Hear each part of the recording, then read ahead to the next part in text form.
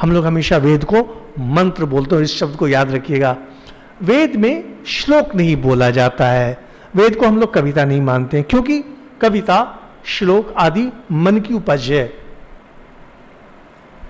वेद में जो सच्चाई है वह सार्वभौमिक सत्य है, वह किसी व्यक्ति पर निर्भर नहीं करता है। जब आप वेद अगर कभी खोल करके पढ़ें तो आप देखेंगे हर जो मंत्र है वहां पर किसी ऋषि का नाम लिखा है और छंद का नाम लिखा रहता है। ऋषि का अर्थ होता है कि ये इसके मंत्र दृष्टा थे। इसका अर्थ यह नहीं होता कि इन्होंने इसको दिमाग से इसकी रचना की है।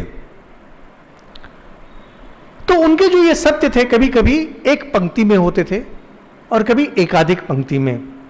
अगर एक पंक्ति में होते थे इन्हें मंत्र बोला जाता था, और जब एक से अधिक पंक्ति में होते थे वह गान के तरह लगता है, उसे सूक्त बोला जाता है, जैसे पुरुष सूक्त, नासदीय सूक्त आदि।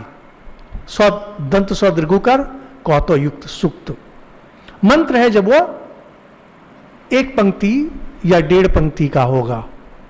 सूक्त है जब बहुत सारे ऐसे मंत्र उसमें जुड़े हुए हों।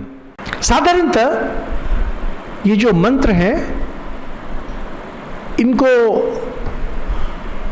3 तरह से व्यवहार किया जाता है साधारणतः।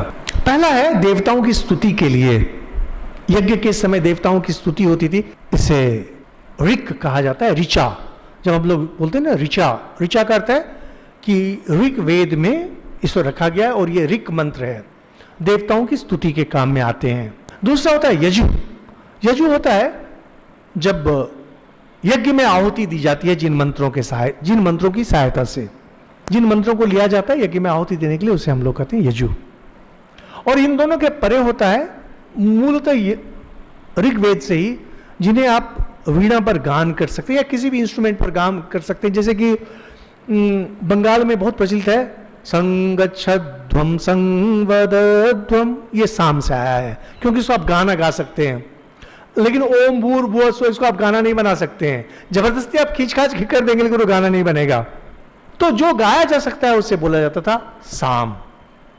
और इन तीनों के परे जो है, जो यज्ञ में स्तुति के काम में नहीं लगता है, यज्ञ में आहुति के काम में नहीं लग सकता है और गाने में नहीं लगता है, उस सबको बोला जाता है छंद।